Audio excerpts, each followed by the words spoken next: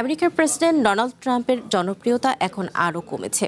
বার্তা সংস্থা রয়টার্স এবং গবেষণা প্রতিষ্ঠান ইপসোসের সাম্প্রতিক জরিপে দেখা গেছে ট্রাম্পের কাজের প্রতি সমর্থন কমে 33% নেমে এসেছে, যা তার বর্তমান মেয়াদের মধ্যে সর্বনিম্ন। ইরান যুদ্ধের কারণে জ্বালানি তেলের দাম বৃদ্ধি এবং দীর্ঘমেয়াদী সংঘাত নিয়ে আমেরিকার নাগরিকদের উদ্বেগেই ট্রাম্পের এই জনপ্রিয়তায় ভাটা বলে বিশ্লেষণে উঠে এসেছে। নগদ নিয়ে এলো হার না মানা হার অফার। সর্বনিম্ন 10,000 টাকা রেমিটেন্স নগদে পাঠালে থাকছে স্বর্ণের হার জেতার সুযোগ। দ্বিতীয় মেয়াদে ক্ষমতায় আসার পর এবারই সবচেয়ে বড় চ্যালেঞ্জের মুখোমুখি আমেরিকার প্রেসিডেন্ট ডোনাল্ড ট্রাম্প। দেশটির নাগরিকদের মধ্যে দিন দিন কমছে তার কাজের গ্রহণযোগ্যতা। রয়টার্স ও ইপসোসের 4 দিনব্যাপী এই জরিপে অংশ নেন 1166 জন আমেরিকার নাগরিক। জরিপে ট্রাম্পের কর্মকাণ্ডের প্রতি সমর্থন জানিয়েছেন মাত্র 33% মানুষ। অন্যদিকে 64% মানুষ প্রকাশ করেছেন তীব্র অসন্তোষ।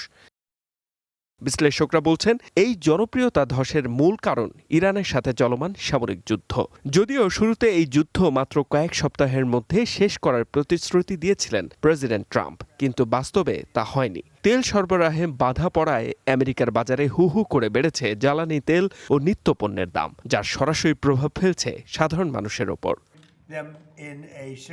চলতি বছরের নভেম্বরেই দেশটিতে হতে যাচ্ছে মধ্যবর্তী নির্বাচন। এই নির্বাচনে কংগ্রেসের নিজেদের সংখ্যাগরিষ্ঠতা ধরে রাখার লড়াইয়ে থাকা রিপাবলিকান পার্টির জন্য ট্রাম্পের এই জনপ্রিয়তা হ্রাস বড় সতর্কবার্তা হিসেবে দেখা হচ্ছে। অর্থনীতি ও জীবনযাত্রার খরচ সামলানোয় এখন রিপাবলিকানদের চেয়ে ডেমোক্র্যাটদের উপরেই বেশি ভরসা করছেন ভোটাররা। এমন পরিস্থিতিতে পেট্রোলের দাম বাড়লেও পারমাণবিক হুমকি ঠেকাতে এই যুদ্ধ জরুরি বলে যুক্তি দিচ্ছেন প্রেসিডেন্ট ট্রাম্প। তবে জরিপ বলছে দেশটির সাধারণ জনগণ ও ভোটারদের বড় অংশই আর যুদ্ধ এবং বাড়তি মূল্যস্ফীতি মেনে নিতে রাজি নন। H M Ataullah, one international desk.